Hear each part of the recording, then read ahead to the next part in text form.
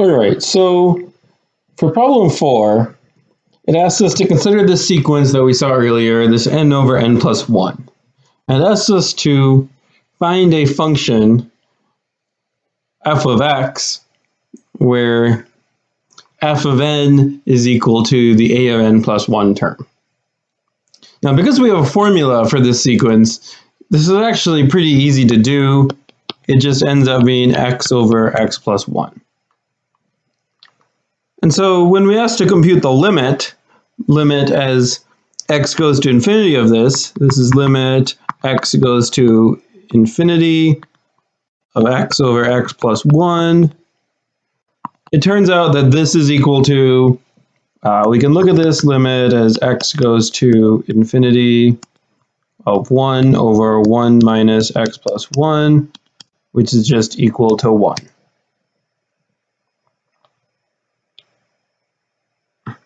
And so for part C, when it says compute this limit as n goes to infinity of n over n plus 1, this is simply just equal to 1 as well. And for problem 5, we have a similar thing. Our sequence here now is n over ln of n. And so putting this as a function here, we get that this f of x is x over ln of x. And so if we look at limit as x goes to infinity of x over ln of x,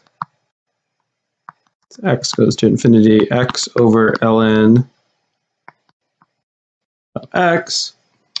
One way to do this is just to use L'Hopital's rule. So if we do this,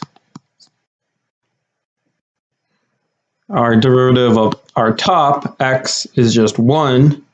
Derivative of the bottom here, ln of x, if you remember, the derivative of that is just 1 over x. And so this equals limit as n goes to infinity of just x, which is equal to infinity. And so thus we get, for part C, that this limit as n goes to infinity of n over ln of n is also equal to a positive infinity. For problem 6, we're given this sequence sine of n over square root of n. And if you look at part B, we are going to need to use the squeeze theorem here.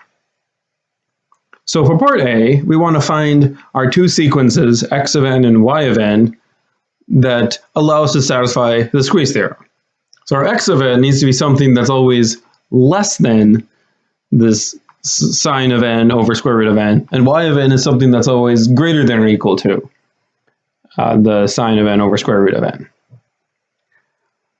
Now the thing to observe here is that sine of x, if we look at the graph of it, it has a largest value and a smallest value.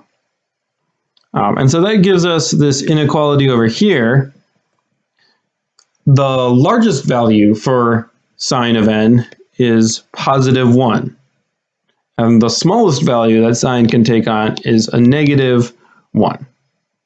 And so that means if we use our x of n is equal to negative 1 over square root of n, and y of n as equal to 1 over square root of n, we get that this actually satisfies the requirements of the squeeze theorem. Now, the other thing that it had to satisfy was that the limit as n goes to infinity of x of n and y of n are the same. Now, it turns out that both of these approach 0. And so thus, from the squeeze theorem, we have that since both x of n and y of n approach 0, and our sequence sine of n over square root of n is squeezed in between there, we get that this limit as n goes to infinity of sine of n over square root of n is also equal to 0. And so that's how you can use the squeeze theorem.